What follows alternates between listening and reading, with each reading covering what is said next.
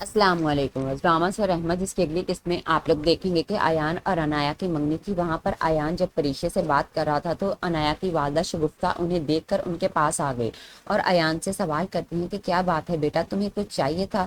تو ایان نے بھی آگے سے کہہ دیا کہ نہیں آنٹی، میں تو بس پریشے کے ساتھ ایسے ہی باتیں کر رہا تھا۔ یہ سن کر شگفتہ بیگم کو بہت عجیب لگے گا، شاید وہ پوچھ لیں کہ تم دونوں ایک دوسرے کو پہلے سے جانتے ہو کیا، جس پر شاید ایان بتا دے کہ پریشے میرے ہی آفس میں جاب کرتی ہے۔ ادھر دوسری جانب زوبی کے پاس فیس دینے کے لیے پیسے نہیں تھے، وہ اپنی والدہ کو اسی بارے میں بتا رہی تھی تو عالم صاحب نے سن لیا۔ وہ زوبی کو کہہ دیتے ہیں کہ مجھ سے پیسے لے لو۔ زوبی ان سے پیسے لینا نہیں چاہ رہی تھی، اس لیے بہانہ کر دے گی کہ مجھے یاد آ گیا میرے پاس پیسے ہیں۔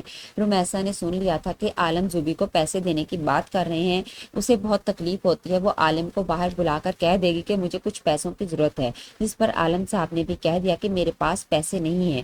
تو رمیسا اس بات پر بہت ہنگامہ کرے گی اور کہہ دے گی کہ ابھی تو آپ زوبی سے کہہ رہے تھے کہ وہ آپ سے پیسے لے لے، یہ کیا انصاف ہے؟ ایک بیوی کے لیے پیسے ہیں اور دوسری کے لیے کچھ بھی نہیں۔ رمیسا کی باتیں سن کر عالم صاحب اس کے آگے ہاتھ جوڑ کر کہتے ہیں کہ بس کر دو، خاموش ہو جاؤ، نہیں دیتا میں کسی کو کوئی پیسے۔ یہ کہہ کر عالم صاحب وہاں سے چلے جائیں گے۔